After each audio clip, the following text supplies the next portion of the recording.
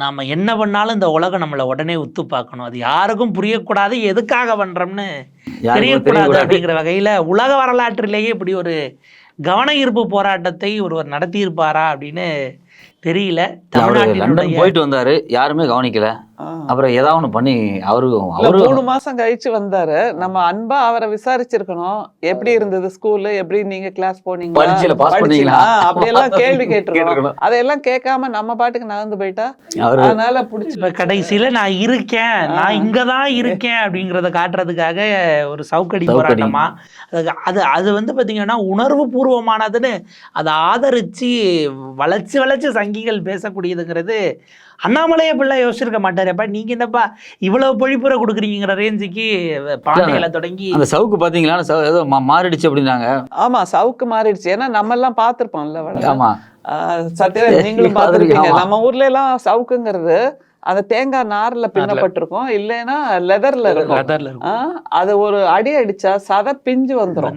அந்த மாதிரியான சவுக்கு எல்லாம் தான் நம்ம பாத்துருக்கோம். இது நேத்து உள்ளது மீம்ஸே வந்துடுச்சு. கோயம்புத்தூர் காட்டன்ல செய்த சாஃப்டான சவுக்கு கூட இல்ல. அதை யாரோ ஒருத்தவங்க வாங்கிட்டு போனாங்களே கட்சிக்காரங்க. முதல்ல வாங்கினது வேற, நீங்க முதல்ல வாங்கினது சவுக்கு எடுத்துட்டு வந்தது தொண்டர்கள் தலைவர் சொல்லிட்டாரு நீ கட்டாயன்னுட்டு முந்தின நாளே வேண்டிக்கிட்டு எல்லாம் கோயில்ல இருந்ததான் வாங்கிட்டு வந்திருக்காங்க. கடைசியில அதை எடுத்தா என் நாயனே ஆகிறது அப்படிங்கிற மாதிரி சவுக்கும் மாறி போச்சு, ஸ்கிரிப்டும் மாறிடுச்சு. அதில் அவர் சிலர்லாம் முந்தின நாளே போய் நைட்டோட நைட்டு அங்கே வாசலில் கேமரா வச்சுட்டாங்கன்னு நினைக்கிறேன். கதவை திறக்கிறதுல இருந்து வச்சு ஃப்ரேம் வச்சு இல்ல முதல்ல உள்ள அடிச்சாரு, அப்புறம் வெளியில வந்தார்ல. வெளியில வந்துட்டு உள்ள என்ன பண்ணா இருக்கிறது நம்ம இங்க பனையூருக்காரர் மாதிரி அது மூடின கதவுகள் தான். திறந்துட்டு வெளியில வந்த பிறகுதான் அந்த பச்சை வேட்டி உடுத்தி. இதுல என்னன்னா எஸ்பி சேகரே சொல்றாரு, ஏன் எஸ்வி சேகரே சொல்றாருன்னு சொல்றேன் அப்படின்னா அவங்க கட்சிக்காரரு, RSSகாரரு, அவர் சொல்றாரு கோமாளித்தனமா இருக்கு அப்படிங்கிறாரு. அதாவது குறிப்பா பாஜகவில் இருக்கக்கூடிய பார்ப்பன லாபியே வந்து இதை விரும்பலதான். ஏன்னா அவங்க எல்லாருமே வந்து யாருமே வரவேற்பு கொடுக்கல. அவங்களுக்கே வந்து ஏன் இப்படி எல்லாம் பண்றாங்க, அவங்க சந்தோஷப்படுவாங்க. அதாவது ஏதாவது பண்ணி கட்சியை வளர்க்குற நிலைமைக்கு இது தம்பி போயிருமோன்னு ஒரு பதட்டம் இருந்திருக்குல்ல. இவ்வளவு நாள் நம்ம இருந்த இடத்துல வேற ஒரு தம்பியை போட்டிருக்காங்க, இவருக்கு ஏதாவது தெரிஞ்சதுன்னா நாளை பண்ணி நம்ம உள்ளே போக வர முடியாது. கமலாலயத்தை நம்ம வந்து அந்த பவர் ஆஃப் அட்டானின்னு சொல்லுவாங்க, ஆண்டு அனுபவிக்க உரிமை, அது இல்லாம போயிருமோன்னு வருத்தத்துல இருந்திருப்பாங்க. தம்பி இந்த லெவலுக்கு இருந்தார் அப்படின்னா ஒரு பிரச்சனையும் இல்லைன்னுட்டு உள்ளபடியே இதெல்லாம் பல பேர் பால் பாயசம் வச்சு கூட சாப்பிட்டுருக்கலாம். தம்பியினுடைய இது அப்படிங்கிற மாதிரி கோயம்புத்தூர்ல நடக்கிற போராட்டத்துக்கு வானதி சீனிவாசன் கூட ஒரு ஆதரவு தெரிவிக்க வரல அப்படிங்கிறதையும் உள்ளுக்குள்ள என்ன ஓடிக்கிட்டு இருக்குன்னு நம்ம பார்க்கணும் இல்லையா. இவர் ஆகுனா இப்போ கோயம்புத்தூருக்கு போய் கூட்டம் நடத்தினா சிட்டிங் எம்எல்ஏ அடுத்த எலெக்ஷனுக்கு நம்ம சீட்டு வாங்கணும் இல்லைங்கன்னு யோசிக்கிறாங்க, கொஞ்சம் பதட்டப்படுவாங்கல்ல. கடைசியாக போனார் பாஷா அவருடைய மரணத்துக்கு பிறகு அங்கே போய் ஒரு கூட்டம் போடுறாங்க. தமிழ்நாடு அரசு வந்து பயங்கரவாதிகளுக்கு ஆதரவாக இருக்குங்கிற மாதிரி ஒரு கூட்டம் போட்டு கைதானாங்க. இது கோயம்புத்தூர் பேஸ்டாக இருக்குது. லண்டன்லேருந்து வந்ததும் முதல்ல போய் கோயம்புத்தூர்ல தான் நிகழ்ச்சி பேசணும், கோயம்புத்தூர் தான். அப்போ திரும்ப நீங்கள் இதுக்கு முன்னாடி ஹெச் ராஜா வேற போய் பங்களாதேஷ் இந்துக்களுக்காக கோயம்புத்தூர்ல போராட்டம்னா அப்படி ஒரு போராட்டம் நடந்ததே நமக்கு தெரியல. சும்மா 4 பேர் மட்டும் கொடிய பிடிச்சதுக்கு நான் சொன்னேன் பங்களாதேஷ் போராட்டத்துக்கு நீ என்ன கோயம்புத்தூர்ல போய் போராடுறீங்க? வங்கதேச எம்பசி முன்னாடி போராடினா கூட ஏதோ ஒரு லாஜிக் இல்லைங்க, டெல்லிக்கு லாஜிக் இருக்குன்றீங்க. அதெல்லாம் இல்லாதவங்க தானப்பா அவங்க. லாஜிக், சிந்தனை, அறிவார்ந்த போக்கு இதெல்லாம் எதுவுமே தெரியாது அவங்களுக்கு. அதனாலதான் சாட்டை எடுத்துட்டு இருக்காரு. இதுல நம்ம குறிப்பா சொல்லணும்னா நேத்துல இருந்து இந்த விவாதத்தை பண்ணிட்டு இருக்கோம். அதுவே ரொம்ப வருத்தமான விஷயமா இருக்கு. ஏன்னா நம்மளோட ஹியூமன் எனர்ஜி, டைம் எல்லாத்தையும் வேஸ்ட் பண்ணிட்டு இந்த ஊடகங்களோட நேரத்தையும் வீணாக்கிட்டு மக்களை சிந்திக்க விடாம இப்படி ஒரு அட்டென்ஷன் சீக்கிங் ஒரு ஆக்டிவிட்டி பண்றது ஒரு தலைவருக்கு அழகா? அதுதான் ஒரே கேள்வி. அது தவிர ரொம்ப பிற்போக்குத்தனமாக இப்போ உள்ள சயின்டிஃபிக் டெம்பர் உள்ள காலகட்டத்தில் இப்படி ஒரு அன்சயின்டிஃபிக் ஆட்டிடியூடை வச்சுக்கிட்டு நான் தலைவர்னு சொல்வது சரியாகுமா? ஏன்னா இவரை நம்பி இருக்கின்ற அந்த இளைஞர்களுக்கு இவர் சரியான வழி காட்டுறாராங்கிறது ஒரு கேள்வி இருக்குல்ல, அதை எக்ஸ்போஸ் பண்ணலாம். ஏன்னா இது ஒரு காப்பி கேட் மெக்கானிசம் எடுத்து நேற்று பலரும் அவங்க சாட்டையில் அடிச்சுட்டு வீடியோ போட ஆரம்பிச்சாங்க. நல்ல பேர் வாங்குவதற்காக இல்லை அதே போல இருக்கணும் அப்படிங்கிறதுக்காக பார்த்தா நேற்றுல இருந்து ஒரு 2-3 பேர் மேல அதே போல பண்ணி போட்டுட்டாங்கிறத பாக்குறோம். அப்ப இது ஒரு காப்பி கேட் ஆக்கி நீங்க அவங்களை ட்ரிகர் பண்றீங்களா? ஒரு ஒரு ஒரு அது என்ன சொல்றது, ஒரு வன்முறை சார்ந்த இடத்துக்குள்ளேயே நீங்க கொண்டு போய் வைக்க விரும்புறீங்களா அப்படிங்கிறத கல்ட் ஃபார்மேஷனுக்கு முயற்சி பண்றாரோ அப்படிங்கிறது தான். இதுல எஸ்வி சார்ஸ்ல ஒரு வேலிடான ஒரு பாயிண்ட் ஒன்று இருந்துச்சு. என்ன அப்படின்னா, இவரை முதல்ல தலைவரா தேர்ந்தெடுத்தாங்க இல்லையா, அவங்க ஆளுக்கு 100 சவுக்கடி அடிச்சுக்கணும் அப்படின்னு சொன்னாரு. எனக்கு அதை பார்க்கும்போது என்ன இப்படி இப்படி இப்படி சொல்லிட்டா அப்படின்னு. ஆக்சுவலி உண்மைதான். நீங்க வந்து ஒருத்தரை வந்து ஒரு தலைவராக ஒரு கட்சிக்கு சூஸ் பண்றாங்க, ஐபிஎஸ் படிச்சேன்னு சொல்றாங்க. ஆனா இவ்வளவு தூரம் ஒரு அடிப்படை சிந்தனை இல்லாம எல்லாமே ஒரு பொய் பேசாம, நேற்று பிரஸ் மீட்ல கெட்ட வார்த்தை போட்டு பேசுறாரு. ஆனா அவர் வந்து நாகரிகத்தை பற்றி மற்ற கட்சிகளுக்கு வகுப்படுக்கணும்னு ஆசைப்படுறாரு. அவ்வளோ அநாகரிகமான வார்த்தையை வந்து நான் கேட்டேன், ஐபிஎஸ் படித்தாங்க, அதுக்கு ஒரு விளக்கங்கள் வேறு கொடுக்குறாரு. இந்த சொற்கள் வந்து அநாகரிகம் கிடையாது, அது இயல்பாக பேசக்கூடிய சொற்கள். உங்களுக்கு இயல்பாக பேசக்கூடிய சொற்களாக இருக்கலாம், அதுக்கு வந்து நீங்கள் ப்ரெஸ் மீட்டில் பேச முடியுமான்னு கேட்குறேன். ப்ரெஸ் மீட்டில் அவ்வளோ அநாகரிகமாக பேசுகிறாரு. நான் சிந்திக்காமல் எதையாவது சொல்கிறது, நான் 20,000 புக்கு படித்தேன், நான் இது ஆக்சுவலி இந்த போராட்டம் கூட எனக்கு தெரிஞ்சு சிந்திக்காமல் ஏதாவது அப்படியே போகிற போக்கில் சொல்லிட்டு கடைசியில் செய்கிறதுக்காகவே செஞ்சு இப்படி ஆயிடுச்சு போல இருக்கு. இல்லைங்க, இப்போ அவர் 48 நாள் விரதம் இருக்கிறதுக்காக ஏதோ வேண்டிக்கிட்டு பண்றதாகத்தான் இது ஆர்.எஸ். பாரதி அவர்கள் சொன்னது. தைப்பூச விரதம் தான் அது. செருப்பை கழட்டி இல்லைங்க, செருப்பை நான் துறக்க போறேன்னா முடிஞ்சு போச்சு, அதை காலில் இருந்து கழட்டி பிரஸ் மீட்ல காட்டுறதுங்கிறது இல்லை. இது உளவியலாவே இது என்னவா நம்ம பார்க்க வேண்டியிருக்கு. செல்ஃப் ஹார்மிங் டிசார்டர் அப்படிங்கிறாங்க. மருத்துவர்கள்ட்ட கேட்டப்போ இந்த மாதிரி செல்ஃப் ஹார்மிங் டிசார்டர் உள்ளவங்களுக்கு காரணம் ஆன்சைட்டி, டிப்ரெஷன், தோல்வி மனப்பான்மை, தோல்வியை பற்றிய பயம், இதெல்லாம் இருக்கிறவங்க தான் தங்களை தாங்களே இப்படி ஏதாவது செய்துப்பாங்க. அதன் மூலமாக அவங்களுக்கு அந்த பெயின் ரிலீவ் ஆகுதான் டாக்டர் சொல்றது. அப்படித்தான் இவர் இதை செய்திருக்கிறார்.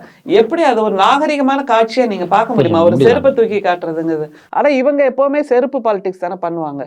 அது பரதன் அந்த காலத்துல பண்ண மாதிரி இவங்க எப்பவுமே செருப்பு பாலிடிக்ஸ் பண்றதுதான் இந்த ஆரியர்களோட வேலை. அதைத்தான் இவரும் தொடர்ந்து பண்றாருங்கிறத நம்ம இளைஞர்களுக்கு எடுத்து சொல்ல. நீங்க சொல்றது பார்க்கும்போது இது வந்து ஹாஸ்பிட்டலுக்கு போக வேண்டிய விஷயமா இருக்கு. ஆமா, உண்மையிலேயே வந்து மீடியாவில் ஒரு மனப்பிறழ்வு. இதை நம்ம வந்து ஒரு ஸ்டிக்மாவோட பார்க்குறோம். ஆனால் மேலை நாடுகளில் இப்படி ஒரு டிசார்டர் எனக்கு இருக்குது, எனக்கு மருந்து கொடுங்கன்னு நம்ம வெளிப்படையாக போய் கேட்பாங்க.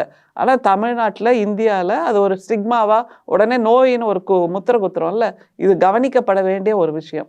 ஒரு அக்கறையோடு அவர் தன்னை பார்த்து கொள்ள வேண்டும்ங்கிறது தான்.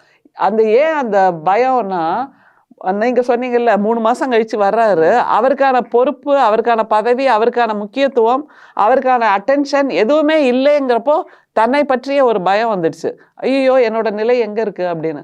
அதை தீர்த்து கொள்வதற்காக ஒரே நாள்ல 6 சவுக்கடியா 8 சவுக்கடியா, 6 கரெக்டா அடிக்காதனால 8 அதுல அந்த கூட நின்னவங்க எல்லாம் எண்ணிக்கை தப்பா பண்ணிட்டாங்களோ என்னவோ. ஏன்னா இன்னும் கொஞ்சம் அடிச்சிருக்கலாம், அது கொஞ்சம் லேட்டா கூட அவங்க வந்து பிடிச்சிருக்கலாம், அதுவும் தவறா போயிடுச்சு. எனவே இது ஒரு தவறான முன்னுதாரணம்ங்கிறத நம்ம திரும்ப திரும்ப சொல்லி ஆகணும். அதையும் தந்தை பெரியார், நம்முடைய பேரறிஞர் அண்ணா, முத்தமிழறிஞர் கலைஞர், இவங்கெல்லாம் செய்த போராட்டங்களை எல்லாம் பார்த்தவங்க நம்ம எல்லாருமே. அது மாதிரி நம்முடைய திராவிட மாடல் முதல்வர் ஸ்டாலின் அவர்கள் எத்தனை போராட்டங்கள் மக்களுக்காக தெருவில் இறங்கி போராடி இருக்கிறார். அதுதான் போராட்டத்தின் வடிவமாக இருக்க முடியுமே தவிர சாட்டை எடுத்து அடிக்கிறது, சாட்டை எடுத்து மற்றவர்களை அடிப்பதும் மேலாதிக்கத்தின் அடையாளம்.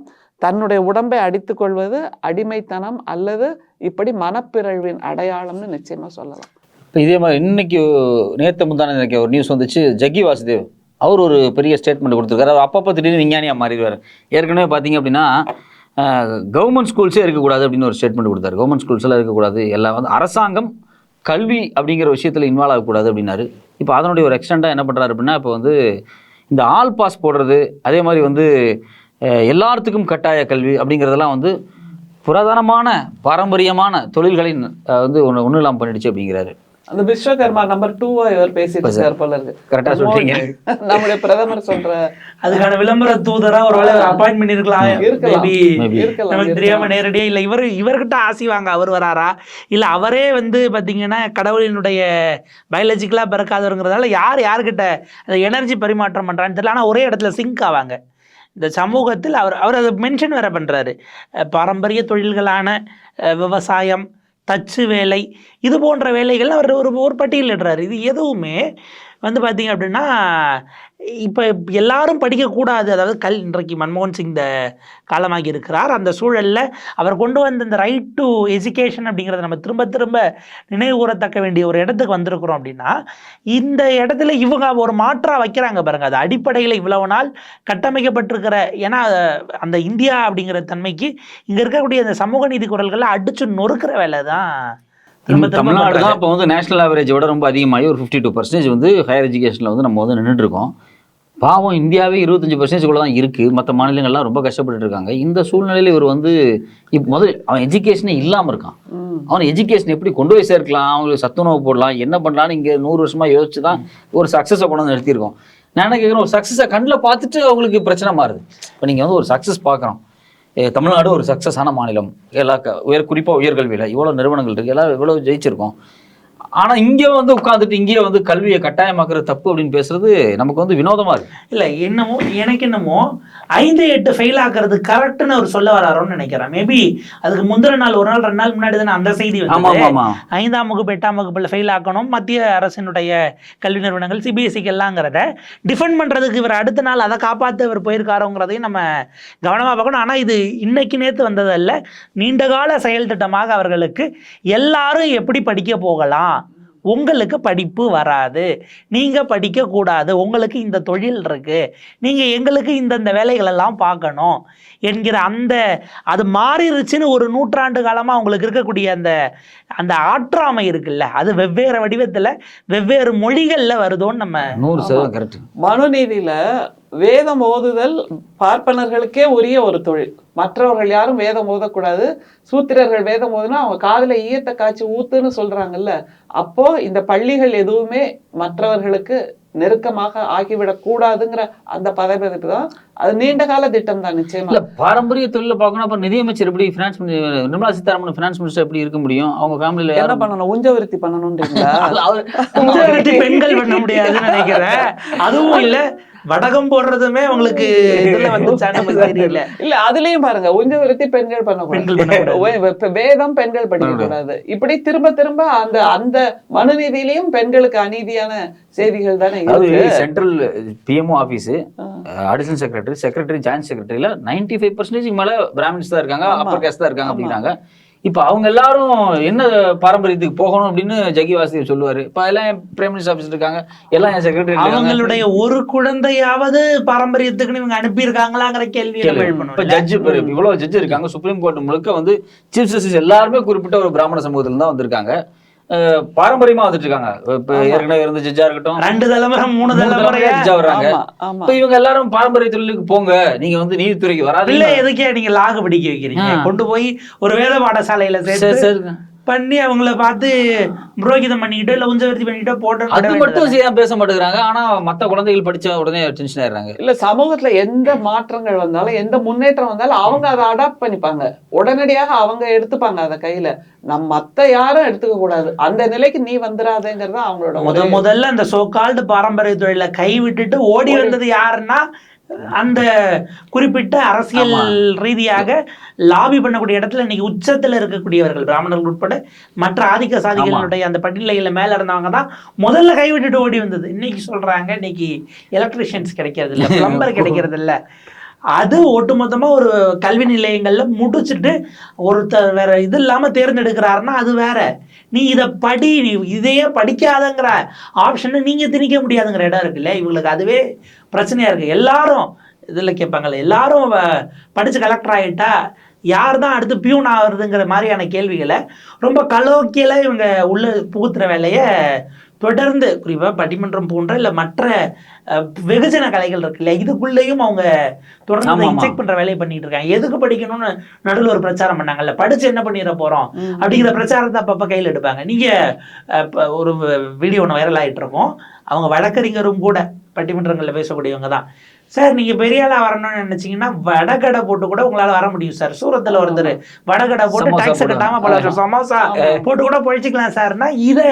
ஆனா அவங்க அடுத்த தலைமுறைய வழக்கறிஞராக சட்டக்கல்வி படிக்க வச்சு நகர்த்திட்டு வச்சிருக்காங்கிறதையும் நம்ம பார்க்கணும். அப்ப இதை நீங்க யாரும் ஃபாலோ பண்ண மாட்டீங்க, உங்க சொற்படி உங்க பிள்ளைகளே கேட்க மாட்டாங்க, நீங்க அதை சொல்லவே மாட்டீங்க. ஆனா அடுத்தவர்கள் எல்லாம் எப்படி கிளாஸ் எடுப்பீங்க? நாங்க மட்டும் சமோசா போட்டுட்டு இருக்கணும், இது என்னப்பா நியாயம் இருக்கு? இல்ல அவர்கள் வீட்டு கால் மிதி ஆவதற்கு, அவர்கள் வீட்டு துடைப்பம் ஆவதற்கு, அவர்கள் வீட்டு கரித்துணி ஆவதற்கு நாம எல்லாரும் தயாராகணுங்கிறதா அவங்களோட ஹிடன் அஜெண்டா. அதை நாம மக்களுக்கு எடுத்து சொல்லி உறக்க பேசிதான் ஆகணும். இப்ப இதுல ஜக்கி வாசுதேவ் இதுக்கு முன்னாடி இப்படிதான் ஒண்ணு பண்ணாரு. அவர் வந்து என்ன சொன்னார்னா, கோயில்கள்லாம் மீட்டெடுக்கணும்னு ஒரு மூமெண்ட்டை கட்டினார். அவர் வந்து ஒரு பெரிய வேலை பார்த்தாரு, பாட்டெல்லாம் போட்டாங்க ஜக்கி வாசுதேவ்ல. கோயிலில் வந்து அதாவது எங்கேயாவது 2-3 கோயில், பழைய கோயில், சதஞ்ச கோயில் இருக்கும், அதை போய் போட்டோ, அது வந்து மெயின்டெனன்ஸுக்கு இல்லாமல் இருக்கும், அது பழைய காலம், அது வந்து அறநிலையத்துறை கட்டுப்பாட்டில் வராத கோயிலாக இருக்கும். அதை போய் வீடியோ எடுத்துட்டு வந்து போட்டுட்டு கோயிலெல்லாம் இப்படி ஆயிடுச்சு, இது இப்படி ஆயிடுச்சு, அது இப்படி ஆயிடுச்சு அப்படின்னு சொல்லி ஒரு பொய்யான வீடியோ போட்டு ஒரு பிரச்சாரத்தை துவங்கினார். அதாவது கோயில்கள் மீட்டெடுக்கிறதுக்கு ஒரு இயக்கம். சரி, ஓகே, ரைட்டு, யார்கிட்ட இருந்து மீட்டெடுக்க போறீங்க, யார்கிட்ட கொடுக்க போறீங்க, அது ஒரு கேள்வி அப்பயே வந்துச்சு. நிறைய பேர் கேட்டாங்க, இப்போ அரசாங்கத்திலிருந்து மீட்டெடுக்க போறோம், யார்கிட்ட கொடுக்க போறீங்க, இந்துக்கள்கிட்ட கொடுக்க போறோம் அப்படின்னாங்க. எந்த இந்துக்கள்? அறநிலையத்துறை இருக்கிற எல்லாம் இந்து தானா? அறநிலையத்துறை மினிஸ்டர்ல இருந்து நீங்க கடகோடி வேலை பார்க்கக்கூடிய எல்லாருமே இந்துக்கள் தான். சட்டத்தின்படியே இந்துக்கள் அல்லாதவங்க அந்த வேலைக்கு போக முடியாதுதான், எல்லாரும் இந்துக்கள் தான். அப்ப நீங்க யாரை இந்துன்னு சொல்றீங்கன்னு எனக்கு புரிய மாட்டேங்குது. அப்ப யாருக்கு எடுத்து, இப்ப நான் லட்சக்கணக்கான ஏக்கரா கோயில் நிலம் இருக்கு, லீஸு, அது மாதிரி குத்தகைக்கு பணம் வருது, வாடகை வருது, எல்லாமே வந்து கோயிலுக்கு தான் திருப்பி செலவு பண்ணப்படுது, எக்ஸ்ட்ரா ஃபண்டு போட்டு செலவு பண்ணுறாங்க. வருமானம் வரக்கூடிய கோயில்களே ரொம்ப கம்மி தான். ஸோ வருமானம் வரக்கூடிய கோயில்கள் கம்மியாக இருக்குது, அந்த வருமானத்திற்கு எல்லா கோயில்களுக்கும் சேர்த்து செலவு பண்ணி கல்வி நிறுவனங்களை மெயின்டைன் பண்ணுறாங்க. அறநிலையத்துறை கல்லூரி எல்லாருமே உருவாக்குறாங்க. இன்னும் சொல்ல போனால் 100 ஆண்டு கால வரலாறில் குறுகிய காலத்துல இவ்வளவு கும்பாபிஷேகம் நடத்தப்பட்டது இந்த ஒரு 3 ஆண்டுகள்ல தான் அதிகமா நடந்திருக்கு. அறநிலையத்துறை ஃபார்மேட்டை இங்க நம்ம சக்சஸ்ஃபுல்லா வச்சதை பார்த்து பாஜக ஆளக்கூடிய மாநிலங்களில் இன்றைக்கு அரசு ஆலயங்களை கையில் எடுத்து இருக்கிறது.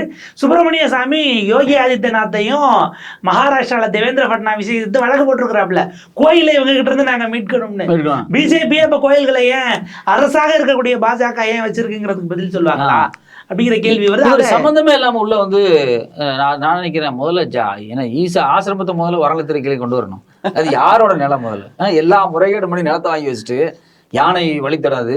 இல்ல, நம்ம முத்தமிழறிஞர் கலைஞர் தனியார் பேருந்துகளை அரசுடைமையாக்கினார்ல, அது மாதிரி இந்த தனியார் அமைப்புகளை அரசுடைமையாக்கிட்டா அது ஒரு மிகப்பெரிய முற்றுப்புள்ளியா கொண்டு வரும். அவ்வளவு ப்ராப்பர்ட்டிஸ் அங்க 10,000 கோடி சொத்தை, நீ எப்படி ஒரு 20 வருஷத்துக்குள்ள 10,000 கோடி சொத்து வந்துச்சு உங்களுக்கு? முதல்ல அதை இன்வெஸ்டிகேட் பண்ண வேண்டிய விஷயம். அது யானை வழித்தடத்திலிருந்து பக்கத்துல இருக்கக்கூடிய எல்லா ஏரியாவையும் நீங்க ஆக்கிரமிச்சு வச்சிருக்கீங்க. பல்வேறு பிரச்சனை இருக்கு. உள்ள வந்து அவருக்கு வந்து கிரிமேஷன், அதாவது தகன மேடை வச்சிருக்காரு.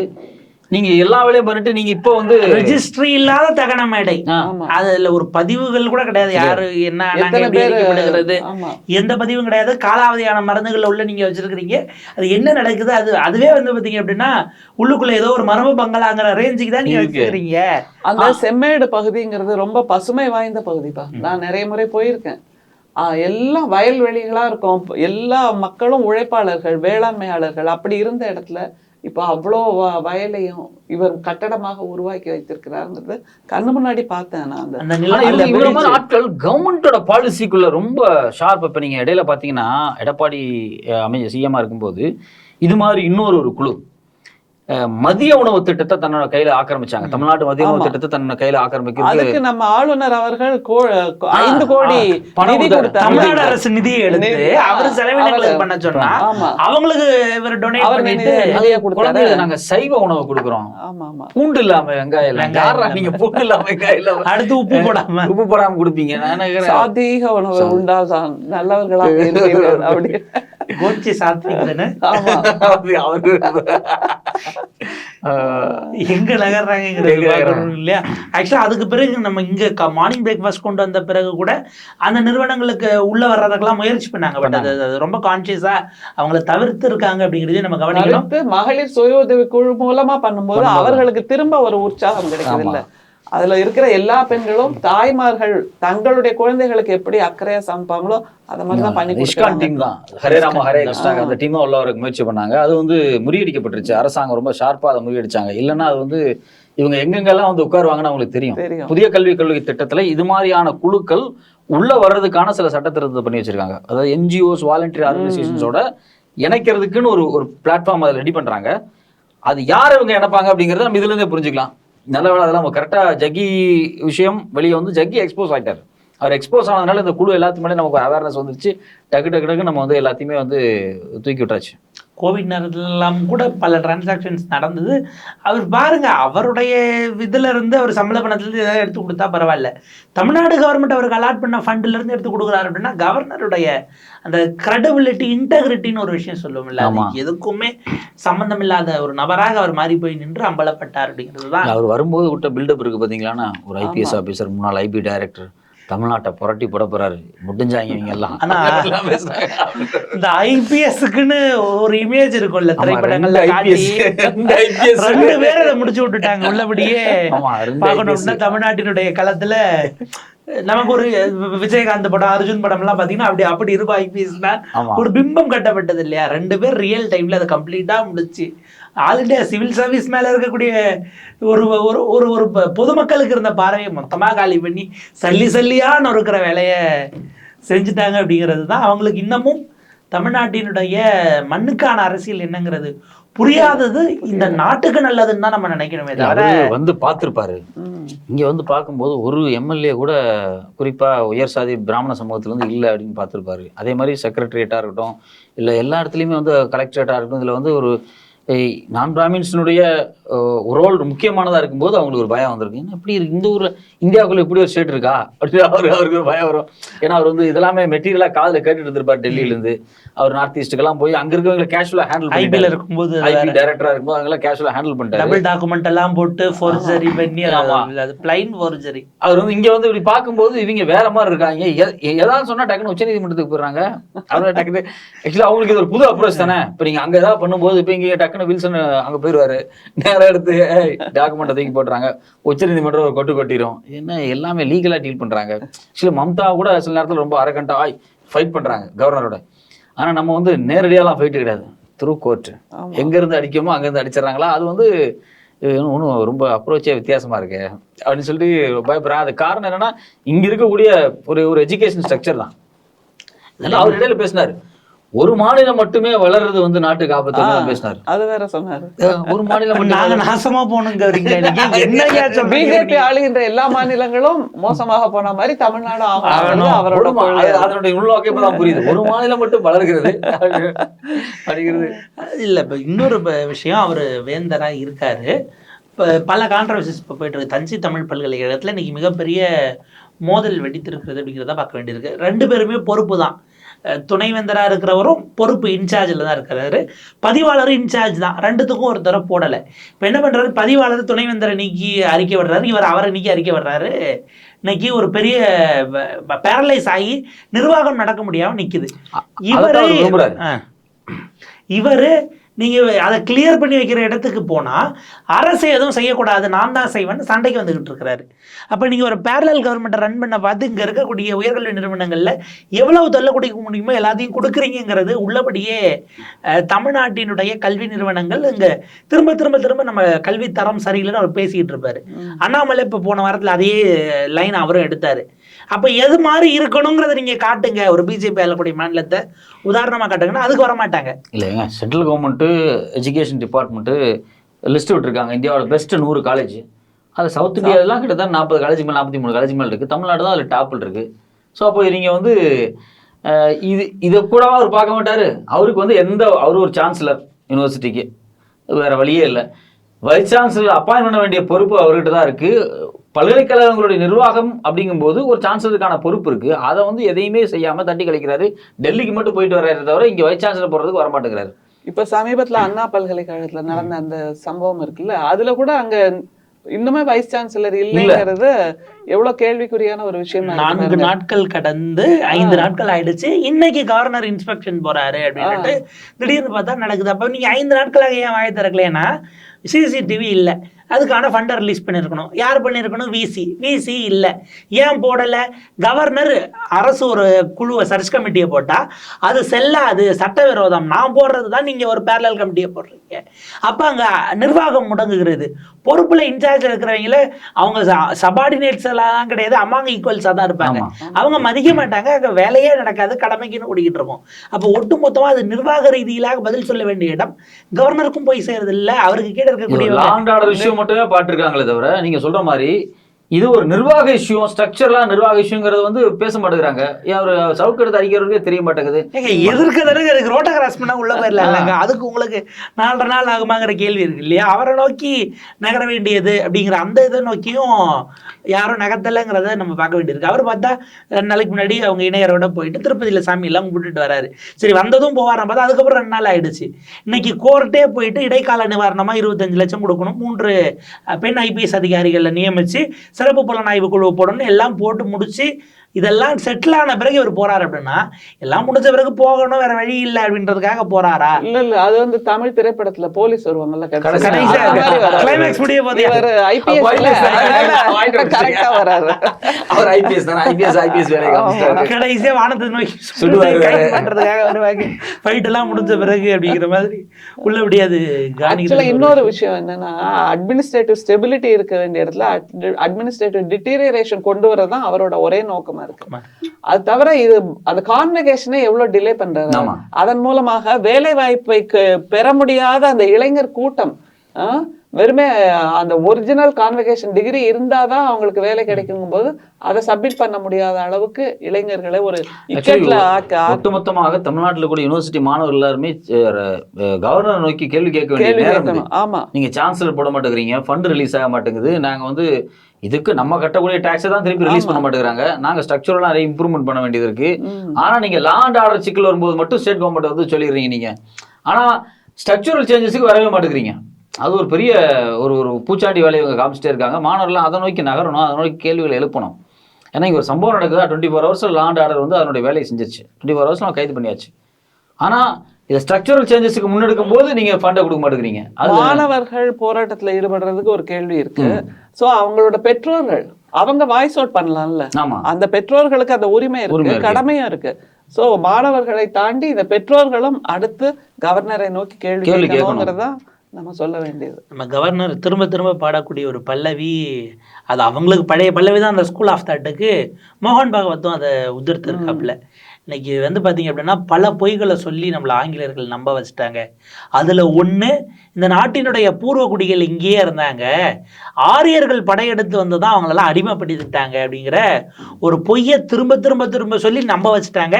இன்னைக்கு அது இல்லை அப்படின்னு நம்ம வந்து கொண்டு போய் சேர்க்க வேண்டிய கடமை ஒவ்வொரு ஆர்எஸ்எஸ் காரியகர்த்தாவுக்கும் இருக்கு அப்படின்னு திடீர்னு பார்த்தா என்னது அப்படின்னா கொஞ்சம் யோசிக்க வேண்டியதா இருக்கு. ரிக்வேதமே படிக்கல போல இருக்கு. ரிக்வேதத்திலேயே இருக்கே, இந்த ரிக்வேதத்தில் வரக்கூடிய தாசர்களும் தஸ்யுக்களும் யாரு, அவங்க ஏன் கருப்பா இருந்தாங்க, அவங்கள ஏன் இவங்க வந்து கொலை பண்ணாங்க, அவங்களோட சண்டை போட்டாங்க, முரண்பட்டாங்க, அவங்க சிவலிங்க வழிபாடு பண்ணியிருக்காங்கன்னு சொல்றாங்க, அவங்க பெண் வழிபாடு அநாகரிகமான பெண் வழிபாடெல்லாம் பண்றாங்கன்னு சொல்லியிருக்காங்க. இப்போ அவங்கெல்லாம் யாரு? ரெண்டாவது டோனி ஜோசப் மாதிரி டிஎன்ஏ டெஸ்ட்லாம் எடுத்து ஆய்வு பண்ணி முடிச்சிட்டாங்க. இப்போ வந்து புதுசாக ஒரு கதை விடுறாரு அவரு. இல்லை தொடர்ச்சியாக பண்ணுறாங்க. இப்போ ரீசெண்டாக பெரிய மீடியாக்கள், பெரிய என்டிடிவி மாதிரியான பெரிய மீடியாக்களை வச்சு நாங்கள் இண்டஸ் ஹராப்பன் சிவிலைசேஷனுடைய வார்த்தைகளை டீகோட் பண்ண போகிறோம். யார் வட இந்தியாவிலேருந்து தமிழ் தெரியாதவங்க ஹராப்பன் சிவிலைசேஷனை டீகோட் பண்ண போகிறாங்க. உங்களுக்கு டிராவிடியன் லாங்குவேஜே தெரியாது, நீங்கள் எப்படி ஹராப்பன் சயின்ஸ் வந்து டீகோட் பண்ண முடியும்? முடியவே முடியாது. ஸோ இது ஒரு நீங்கள் சொன்ன ஞாபகம் வருது. இது ஒரு கடந்த சில நாட்களாக ஒரு கேம்பெயினா ஆர்எஸ்எஸ் முன்னெடுக்க முயற்சி பண்றாங்க. இந்த இடத்துல நம்ம பார்க்க வேண்டியது, இந்த 5 ஆண்டுகளுக்குள் புத்தகங்களிலிருந்து ஆரியர் வருகை என்கிற சாப்டர் தூக்கப்படலாம். ஒட்டுமொத்தமாக ஸ்கூல்லேயே நாங்கள் தூக்கிட்டோம்னா நீங்கள் என்ன பண்ணுவீங்கிற இந்த நோக்கி கூட நகரம். ஆரியர் வருகையை தூக்கிட்டு அப்போ ரிக்வேதம் எங்கே நடந்துச்சு ஒரு கேள்வி இருக்கு. ரிக்வேதம் இந்தியாவில் நடக்கல, ரிக்வேதம் எங்க நடந்துச்சு கேட்டா என்ன சொல்லுவாங்க, ஒன்றும் புரியலையே. படிக்க வச்சாதானே ரிக்வேதத்தை வைக்க மாட்டாங்க. அந்த பாயிண்ட் இருக்கு இல்லையா? இதுல இந்த ஆரிய திராவிட சண்டை, குறிப்பாக சிந்து இண்டஸ் வேலி சிவிலைசேஷன், அது அவங்களுக்கு ஒரு மிகப்பெரிய எரிசலா இருந்துகிட்டே இருக்குங்களா? நிச்சயமா. அது காலங்காலமா அவங்களுக்கு இந்த மண்ணின் மீதான உரிமையை மீட்டெடுக்க வேண்டும் அப்படிங்கிறது அவங்களோட ஒரே நோக்கம். அதனால்தான் அந்த இண்டஸ் வேலி சிவிலைசேஷன் அதை பற்றிய பல தரவுகளை பொய்யாகவே அவங்க கொடுத்துட்டு இருக்காங்க. அதில் முக்கியமாக நீங்கள் சொல்கிற மாதிரி பாட புத்தகங்கள்லேருந்து அதை எடுத்துட்டா இனிமேல் வரப்போகிற சந்ததியினருக்கு இந்த மாதிரியான ஒரு சிந்தனை இல்லாமல் இருக்கும்ல. ஸோ அந்த ஜீனையே உடம்புலேருந்து எடுத்துடுறாங்க. அதுதான் இப்போ அவங்களோட ஒரே நோக்கமா இருக்கு. அவங்க ஆரியர்கள் படையெடுத்து வந்தவர்கள் அல்லது இங்கே ஓடி வந்தவர்கள், நாடோடியாக வந்தவர்கள், குழுவாக வந்து அந்தந்த ஊர்ல அவங்க செட்டில் ஆனாங்க அப்படிங்கறதா நமக்கு தெரியும் நல்லாவே. அதை பாருங்களேன், டேம் பிராம் அப்படிம்பாங்க, மலையாளி பிராம் அப்படிம்பாங்க, கன்னடா பிராம் அப்படிம்பாங்க. அவங்க வந்து எந்த ஊருக்கு போறாங்களோ அந்த பிராமணராக பார்ப்பனர்களாக மாறுகிறார்களே தவிர இந்தியாவில் அவங்களுக்குன்னு ஒரு மாநிலம் இருக்கா? இல்ல. கன்னட மொழி பேசுறவங்களுக்கு ஒரு மாநிலம், தமிழுக்கு இருக்கு, மலையாளத்துக்கு இருக்கு, தெலுங்குக்கு இருக்கு. ஆனா இவங்களுக்குன்னு ஒரு மாநிலம் இல்ல. எங்க போய் செட்டில் ஆறாங்களோ அவங்களோட ஒன்னா ஜெல்லாகி அவங்களை இல்லாமல் ஆக்கிட்டு இவங்க மேலாதிக்கம் செய்யறது தான் இவங்களோட வேலை. ஒரு மொழிக்கு ஒரு நிலம் இருக்கு, தமிழுக்கு ஒரு நிலம் இருக்கு, குஜராத்திக்கு ஒரு நிலம் இருக்கு, காஷ்மீருக்கு ஒரு நிலம் இருக்கு, சான்ஸ்கிரிட்டுக்கு எங்க நிலம் இருக்கு. அப்ப நீங்க இந்த மண்ணுக்கு சொந்தமானவர்கள் இல்லைங்கிறது இதுல இருந்தே புரிவாகுதா இல்லையா? அதே மாதிரி நீங்க சொல்கிறீங்க வேதங்கள் கடவுளால் சொல்லப்பட்டதுன்னு. எங்களோட பாடல்கள் எல்லாமே எங்க மனிதர்களால் சொல்லப்பட்டது. நாங்க எதையுமே கடவுள் வந்து சொன்னார்னு சொல்றதே கிடையாது. ஏன்னா மனிதர்கள் தான் எங்களுக்கான தெய்வங்கள்னு நம்புகின்றவர்கள் நாம திராவிடர்கள். ஆனா இவங்க எல்லாத்துலயுமே ஒரு கற்பனை, புனைவுவாதம், கட்டுக்கதை. சரஸ்வதி நதி இன்னும் அதை தேடிட்டு ஒதுக்குறாங்க. சரஸ்வதிகளை படிக்க வைப்பதற்கு காசு கொடுனா அது கொடுக்க மாட்டாங்க. சரஸ்வதிகள் படிக்க கூடாதுன்னு 5, 8 எல்லாத்துலயும் அந்த தோல்வியை கொண்டு வா, ஆல் பாஸ் கொடுக்காதுன்றாங்க. ஆனா சரஸ்வதி நதியை தேடுவதற்கு இவங்க ஃபண்டு கொடுக்குறாங்க. சோ எல்லாவற்றிலும் மக்கள் விரோத சிந்தனை தான் ஆரியர்களுடையது அப்படிங்கிறதுக்கு நிறைய தரவுகள் இருக்கு. அதையும் தாண்டி தென்னகத்துல சர்வே நடத்துது, ஆர்கியாலஜி போறாங்க அப்படின்னா அவர் யார் ஹெட் அவரையே மாத்தி வேற இடத்துக்கு தூக்கி போட்டுருங்க. அப்புறம் கீழடியில எப்படி தோண்டுவாங்கிற இடம் இருக்கு இல்லையா? அது குறித்து கூட அமர்நாத் பேசினாரு. சவுத் இந்தியாவில அதிகமா ஆர்கியாலஜிக்கல் நடக்கிறதே இல்லை, அதுக்கு ஃபண்ட் அலாட் ஆகாது அப்படின்னு சொல்றாங்க. ரொம்ப வேதனையா இருக்கு. இப்போ நீங்கள் கீழடியை கண்டுபிடிக்கலாம்னு வச்சுங்களேன், நமக்கு வந்து ஒரு மிகப்பெரிய பின்னடைவாக இருந்திருக்கும். அதாவது கீழடி எனக்கு ரொம்ப பெரிய அபூர்வமான விஷயம் என்னன்னா, கீழடி கண்டுபிடிக்கப்பட்டு கீழடியினுடைய அறிக்கையை பல மொழிகளில் டிரான்ஸ்லேட் பண்ணி எல்லாத்துக்கும் கொடுத்தது வந்து தமிழ்நாடு அரசு தான். அது பெரிய வரவேற்கப்பட வேண்டிய ஒரு விஷயம். அவ்வளோ தூரம் ஒரு குறிப்பாக உதயசந்திரன் தான் நினைக்கிறப்போ இருக்கிறப்போ அவர் வந்து ஒரு கீழடி மாதிரி ஒரு செட்டை வந்து ஒரு புக் ஃபேரில் போட்டு இது எவ்வளோ எனக்கு தெரிஞ்சு உலக வரலாறுலேயே ஒரு நாகரிகத்தினுடைய ஆய்வறிக்கையினுடைய முழுமையில ஒரு மேலோட்டத்தை மக்கள் வயப்படுத்தினது எல்லாத்துக்கும் கொண்டு கொடுத்தது. நம்ம எதை கண்டுபிடிச்சாலும் அதை பொதுமக்களுக்கு அர்ப்பணிச்சிடறோம்ல. நீங்க உங்களோட சொந்தமா பாருங்க அப்படின்னு அந்த உணர்வு, அந்த ஒட்டுணர்வு, அதுதான் நம்மளோட அடையாளம். கீழடி கிடைச்சது உங்களுக்கு ஒரு பதட்டமா இருக்கு. அந்த பானையில் இருக்கக்கூடிய தமிழ் எழுத்துக்களுடைய முந்தைய வடிவம் அவங்களை அச்சுறுத்துது. இவ்வளவு சிவலிங்கம் கிடைக்குமா, அதுல வேற ஏதாவது கிடைக்குமா, ஏதாவது சிலை கிடைக்குமான்னு பாக்குறாங்க. கிடைக்காது ராஜா. எப்படி கிடைக்கும்? ஒருவேளை புத்தர் கிடைச்சாலும் அவர் எங்காலுன்றவாங்க. இவங்க யாரதான் கடைசி அவதாரம் கல்கிக்கு முந்தின அவதாரங்கிற லெவலுக்கு சேர்க்கக்கூடியவர்களா இருக்கிறது. அங்க நம்ம கவனிக்க வேண்டியது, இன்றைக்கு இவர்கள் பேசக்கூடிய மதம் சார்ந்ததாகவும் எதுவும் இல்லை. ஆமா, இந்த மத ரீதியிலான வழிபாடுகளோ குறியீடுகளோ எதுவும் இல்லைங்கிறதே அவங்களுக்கு இன்னும் கூடுதல் அச்சுறுத்தல. அந்த தொன்மைத்தன்மை முன்ன வந்துடுறத அவங்களுக்கு ஒரு நெருடலா இருந்துகிட்டே இருக்கு. அது நல்லாவே உங்களுக்கு தெரியும். நம்ம சங்க இலக்கியத்துல கடவுளுக்கு முக்கியத்துவம் இல்லை, மனுஷங்களுக்கு முக்கியத்துவம், காதலுக்கு தான் முக்கியத்துவம், வீரத்துக்கு தான் முக்கியத்துவம், குடும்பங்களும் இதுதான் முக்கியத்துவமா இருந்திருக்கு. நம்ம அவங்களுக்கு அவங்களுடைய புராணங்கள்ல தெய்வம் முன்னிலைப்படுத்தி பாடப்பட்டுச்சு, நம்மள மனிதர்கள் முன்னிலைப்படுத்தி பாடப்பட்டாங்கிற வேரியேஷன் உங்களுக்கு நல்லாவே தெரியும். அதுல இல்ல வள்ளலார் வந்து இதுல மிகப்பெரிய ஐக்கானா நம்ம கொண்டாடணும். ஏன்னா அவர் தான் 19ஆம் நூற்றாண்டுல இவங்க சொன்ன அத்தனை புரட்டுகளையும் புரட்டி போட்டு கேள்விகளால் அவர்களை சாட்டையடி, அதுதான் உண்மையிலேயே சாட்டையடியாக ஆக்கி அந்த சிதம்பரம் கோயிலுக்குள்ள வரக்கூடாதுன்னு சொன்னீங்கல்ல, நான் ஒரு சிதம்பரத்தை உருவாக்குகிறேன்னு வடலூர்ல உருவாக்கி காமிச்சாருன்னா இப்படித்தான் நம்ம எல்லாத்தையும் கன்ஸ்ட்ரக்டிவா பண்ணிட்டு போயிடுவோம். அந்த கேள்விகள் கேட்டதுதான் அவர்களுக்கு எதிரான சாட்டையடி அப்படிங்கிறத வள்ளலார் நிரூபிச்சு காமிச்சிருக்காரு. அதுல அவர் அவங்க சொல்றாங்கல்ல தொன்மம் புராணம் அப்படின்லாம், பார்க்கடல்ங்கிறதுக்கே அவர் ஒரு விளக்கம் சொல்லாருப்பா. பார்க்கடல்ங்கிறது ஒவ்வொரு வயிற்றுக்குள்ளேயும் இருக்கு, ஒவ்வொருவர் வயிற்றுக்குள்ளேயும் உணவு போய் தங்கும் போது வெண்மையாகத்தான் தங்குது, அதுதான் பார்க்கடல். அதுல இருக்கக்கூடிய ஒயிட் நல்ல என்சைம்ஸ் இருக்குல்ல, அதுதான் அமுதம்.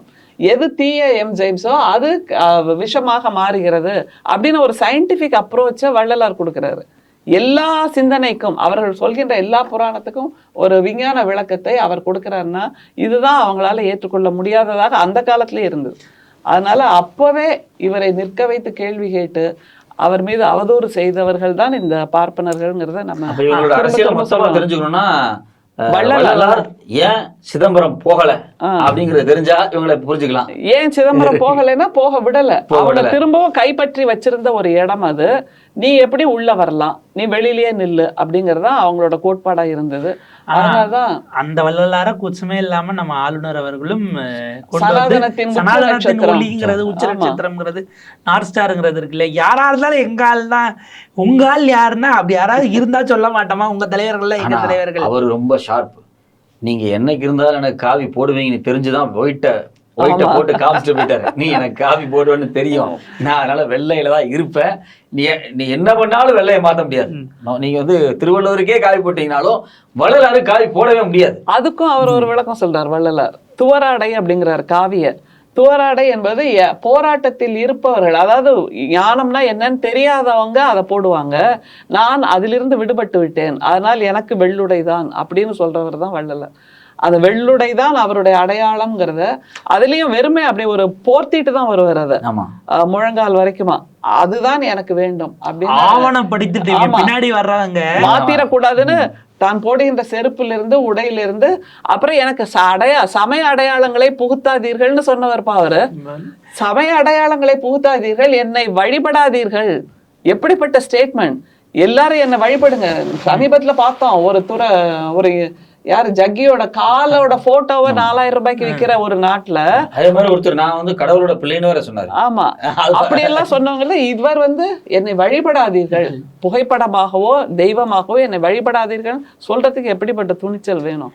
எப்படி 10ஆம் நூற்றாண்டு 11ஆம் நூற்றாண்டுல கோவில் சிலையெல்லாம் பின்னாடி திருடுவாங்கன்னு அந்த லிஸ்ட்டை அங்க பதிவு பண்ணி வச்சுட்டு போனாங்களோ, அந்த மாதிரி இதெல்லாம் தான் எனக்கானதுன்னு ஆவணப்படுத்திட்டு போயிருக்காரு. பின்னாடி இவர்கள் அந்த காலத்திலேயே அவர்களை மழுங்கடிப்பதற்கு முயற்சி செய்தவர்கள், அவர்களுடைய மரபு ரீதியான எதிரிகள் வருவார்கள் தெரியுங்கிறது தான் வள்ளலாருடைய அந்த ஷார்ப்னஸ் நம்ம பார்க்கணும். அது என்ன சொல்றது, அது ஆன்மீக ரீதியான பகுப்பாய்வு அப்படிங்கிறது. ஸ்பிரிச்சுவலிசத்தை தாண்டி இந்த அரசியலையும் நம்ம ஊர்ல பாடியிருக்காங்க. சமஸ்கிருதத்துக்கு எதிராக பக்தி இலக்கியம் இங்க பேசி இருக்குங்கிறத அவங்க என்னைக்கு புரிஞ்சுக்க போறாங்கிறது தான் நமக்கு தெரியல. புரிஞ்சுக்காத வரைக்கும் நல்லது. இவங்களெல்லாம் ஆத்திக பெரியார்கள் அப்படின்னு சொல்றாங்க ஒரு வார்த்தை. ஏன்னா சமயத்தில் அல்லது ஸ்பிரிச்சுவாலிட்டியில் இருந்து ஆன்மீகத்தில் இருந்து மக்களுக்கு பகுத்தறிவை ஊட்டியதால் ஆத்திக பெரியார்கள்னு எவ்வளவு அழகான வார்த்தை இல்ல? இது தமிழோட சிறப்பு. ஆத்திக பெரியார்கள் அமர் நாத்திக பெரியார்கள் எல்லாருமே உண்டு. நாத்திக பெரியார் நம்முடைய தந்தை பெரியார். ஆத்திக பெரியார்கள் சொன்ன குரல் தான் அவருடைய குரலும், இவருடைய குரல் தான் சித்தர்கள் குரலும். அந்த அழகெல்லாம் தமிழ் மொழியில மட்டும்தான் பார்க்க முடியும். அதனால்தான் எந்த நாட்டுல இருந்து IPS நீங்க வந்தா கூட எங்க நாடு உங்களுக்கு புரியாதுப்பா. எல்லாரும் முக்கியமான விஷயம்னா எல்லாரும் அந்த காலகட்டத்தில் ஆன்மீகம் சைவம் பிரச்சாரம் அப்படின்னு இருக்கும்போது உணவு கொடுக்கணும் அப்படிங்கிற ஒரு எளிமையிலிருந்து துவங்கினார் இல்லையா? சாப்பாடு, அவ்வளவுதான். உணவு தான் எல்லாம். முதல்ல வந்து ஜீவகாருண்யம் அதுல இருந்து துவங்கினது வந்து அதுவும் ஒரு பஞ்சமா இருக்கக்கூடிய அந்த காலகட்டத்தில் அவர் உணவு என்ன அப்படிங்கறது அவருக்கு தெரிஞ்சிருக்கும். உணவு பசி என்னன்னு கண்ணில் பார்த்திருப்பாரு. அது வந்து ஒரு பெரிய புரட்சி தான், உணவு புரட்சி தான். அதையும் ரொம்ப விளக்கமா எழுதியிருக்காரு. அந்த வயிற்றில் நெருப்பு வந்து விட்டால் அரசனா இருந்தாலும் சரி ஆண்டியா இருந்தாலும் சரி அவர்களுக்கு உணவை தவிர வேறு எதுவுமே பொருந்தி வராது அப்படிங்கிற மாதிரி சொல்லி, அந்த உணவு பசி இருந்து விட்டால் ஒருத்தன் தன்னுடைய தன்னிலை இழந்து தன்னுடைய ஆளுமையை மறந்து எந்த விதமான குற்றங்களுக்கும் செய்ய துணிவான். அதனால முதல்ல போக்க வேண்டியது உணவு தான் கொடுக்கணும், பசியைத்தான் போக்கணும் அப்படின்னு சொன்ன தத்துவம் அவரோடது. அது வள்ளலார் இல்ல, நம்ம அமுத சுரபி காலத்துல இருந்து நம்ம மணிமேகலை அத சொல்லுங்க. எப்படி ஒரு பெண், அதுவும் எப்படிப்பட்ட புரட்சி அது! வந்து உணவு அப்படிங்கிறது வந்து தமிழ் மரபுல இருந்தே வந்து அதனாலதான் பாத்தீங்கன்னா வீட்டுல உணவு போடுற எல்லாத்தையுமே வந்து சாப்பாடு அள்ளி கொடுக்கக்கூடிய அவங்க வீட்டுல ஒரு எப்பவுமே ஒரு பாசம் அதே மாதிரி. குழந்தைகள்லாம் நாங்க பெரியமா வீட்டுக்கு போனா சித்தப்பா வீட்டுக்கு நாங்க போனா எங்க பெரியமா சாப்பாடு போட்டுட்டே இருக்கோம் அப்படின்னு சொல்லுவாங்க. அது மாதிரி உணவு அப்படிங்கிறது ஒரு பெரிய ஒரு பாரம்பரிய தொடர்ச்சி தான் நமக்கு எடுத்து கொடுக்கறதுல. அதுவும் வள்ளலார் வந்து ஒரு பெரிய ஒரு பயங்கரமான ஒரு மாசான புரட்சி தான். அது உணவு கொடுக்கணும் அப்படிங்கிறத முன்னிலைப்படுத்தியிருக்காரு இன்னைக்கு வரைக்கும். அதை இப்ப நம்முடைய திராவிட மாடல் முதல்வர் காலை சிற்றுண்டி அப்படிங்கிறது எத்தனை வீட்டுல சாப்பிட்டுட்டு வருவாங்க குழந்தைகள். ஆமா, நீங்க சொல்லும்போது இன்னொரு விஷயம், சத்துணவு திட்டம் மதிய உணவு திட்டம்ங்கிறதே எனக்கு தெரிஞ்சு வள்ளலாருடைய ஒரு தாக்கமா தான் இருக்கும். நிச்சயமா அது வந்து நீதி கட்சி காலகட்டத்துல ஒரு ட்ரை பண்ணி பாக்குறாங்க. சென்னை மாநகராட்சியில தான் முதல்ல அறிமுகமாகுது. 1000 லைட்ஸ் நினைக்கிறேன், 1000 லைட்ஸ். அதனுடைய பாரம்பரியம் இன்னைக்கு எவ்வளவு பெருசா வந்துருச்சு. எனக்கு தெரிஞ்சு இது வந்து வள்ளலார் ஊட்டிய நெருப்பு தான். அதனால வந்து நீங்க சொன்னும் போது எனக்கு அந்த பாயிண்ட் ஞாபகம் வருது. உண்மையிலே ஆமால. ஸோ இப்போ உணவு போடணும் அப்படிங்கிறத வந்து மாடர்ன் டெமோக்ரஸிக்குள்ள வந்து இவர் தான் முதல்ல வந்து துவக்கி வைக்கிறாரு. இப்போ நீதி கட்சிக்கு முன்னாடியே நமக்கு வந்து வள்ளலார் துவக்கி வச்சுட்டு போயிட்டாரு. ஸோ அந்த நெருப்பினுடைய தொடர்ச்சி தான் இன்னைக்கு அது தத்துவமாக கடத்தப்பட்டிருக்கிறது அப்படிங்கிற இடத்துல இருந்து காலை உணவு திட்டம் அந்த பாலிசி மேக்கர்ஸாக அந்த தத்துவத்தை உள்வாங்கியவர்கள் அல்லது அது குறித்த புரிதல் இருக்கிறவர்கள் அல்லது அந்த இடத்திலிருந்து அடுத்த கட்டத்திற்கு வந்தவர்கள் இருக்கும் போதுதான் சமூகத்தினுடைய பிரதிபலிப்பாக திட்டங்கள் இருக்கும். அப்படிங்கிறது உள்ளபடியே இதுதான். ஏன்னா அந்த புரிதல் இருக்கிறவங்களா இருந்திருந்தா, குடும்பத்தோட போயிட்டு வெளியில போய் அல்லது ஒரு ரஷ்ஷான இதுல போறவங்களா இருந்திருந்தா ஒரு பாப்கார்னுக்கு 3 விதமான வரைக்கும் போடக்கூடிய இடத்துக்கு இன்னைக்கு வந்திருப்பாங்களா? டைரக்டா இல்ல அவங்கள்ட்ட போய் கேட்டா அவங்க சொல்லுவாங்கப்பா, எங்க குடும்பத்துல யாரும் பாப்கார்ன் சாப்பிடறது இல்ல அப்படின்னு. நாங்க சினிமாக்கே போறோம். நாங்க வெங்காயம் போட்டு கூட சாப்பிடுறதுன்னு சொல்லுவாங்க. நீங்க ஏன் பாப்கார்ன் சாப்பிடுறீங்கன்னு கேட்பாங்க. நீங்க ஏன் பாப்கார்ன் ஹோட்டல்ல போய் சாப்பிட்டா விலை அதிகமாகுதுன்னு ஹோட்டலுக்கு ஏன் போறீங்க? அது வீட்டுல சமைச்சு சாப்பிடுங்கன்னு சொன்னவங்க தானே சொல்றாங்க. அதனால பாப்கார்ன் ஏன் இல்ல, சாப்பிடுங்க? நான் ஒரு புரிதலுக்காக கேட்கறேன். இப்ப வெறுமனே நீங்க மாங்காவை கீறி விக்கிறதுக்கும் அதுல எக்ஸ்ட்ரா உப்பு போட்டு மிளகாப்படி வச்சா கூடுதல் வரியா? பார்த்து அவங்க காதுல விழுந்துற போது அடுத்த பட்ஜெட்ல நிச்சயமா முழு மாங்காய்னா இவ்வளோ, வெட்டி உப்பு போட்டா இவ்வளோ, காரப்பொடி போட்டா இவ்வளோ வரின்னு மாத்திட்ட போறாங்க. ஐயோ, மாங்காய் மாவடு பிரியர்களுக்கு நான் முன்கூட்டியே பல நேரங்கள்ல மீம்ஸா போறத பார்த்துட்டு நல்ல ஐடியாவா இருக்கேன்னு அவங்க இப்ப செஞ்சிருவாங்க. அதுக்காக ரூம் போட்டு யோசிக்கிறவங்கப்பா. நம்ம வரி மினிஸ்டர்னே சொல்லலாம். நம்ம அவங்கள நிதி அமைச்சர்னு சொல்ல வேண்டாம், வரி அமைச்சர். ஏன்னா அவங்க நிதிங்கிறது நம்ம கையில ஏதாவது நிதி மிஞ்சினா பரவாயில்ல, அதை பாத்துக்கிறாங்க, மிஞ்ச கூடாதுன்னு. வரி மட்டுமே மிஞ்சுது. அதனால இனிமே அவருக்கு பெயர் வரி அமைச்சர். மினிஸ்டர். ஆமா, டாக்ஸ் மினிஸ்டர், பினான்ஸ் மினிஸ்டர் இல்ல. ஓகே, நன்றி.